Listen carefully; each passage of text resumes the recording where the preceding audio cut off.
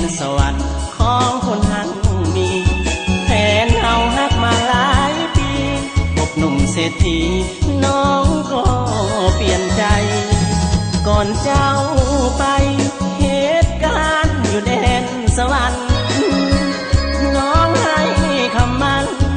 สัญญาว่าสิบ่หาใครแต่แล้ววันนี้คนดีก็มีหลายใจลืมสัญญาที่เคยให้ไว้ยามพอคนใหม่เปลี่ยนใจลืมลาน้องโทรมาบอกมาลาว่าสิเอาผัวขอปานว่าฟ้าพาหัวผู้ตามืดมัวเมื่อยินคำลาโทรมาบอกอายอยากให้ไปร่วมงานวิวาอายอยากไป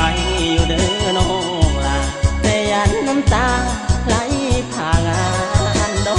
กแดนสวรรค์เจ้าเอ๋ยจงอวยพรใส่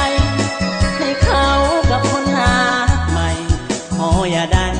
พบความเศร้าหมองคนจนบุญน้อยจำต้องถอยห่างแม่เนื้อทองศาสตร์นี้อายบ่ได้น้องอายกสิของศาสนาธามี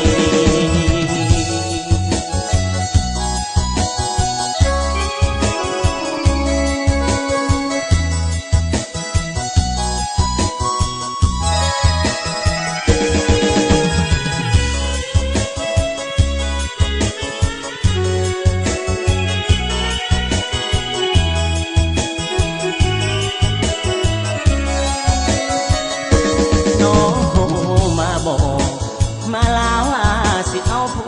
วขอปานว่าฟ้าพาหัวผู้ตามืดมัวเมื่อยินคำลาโทรมาบอกอายอยากให้ไปร่วมงานวิวา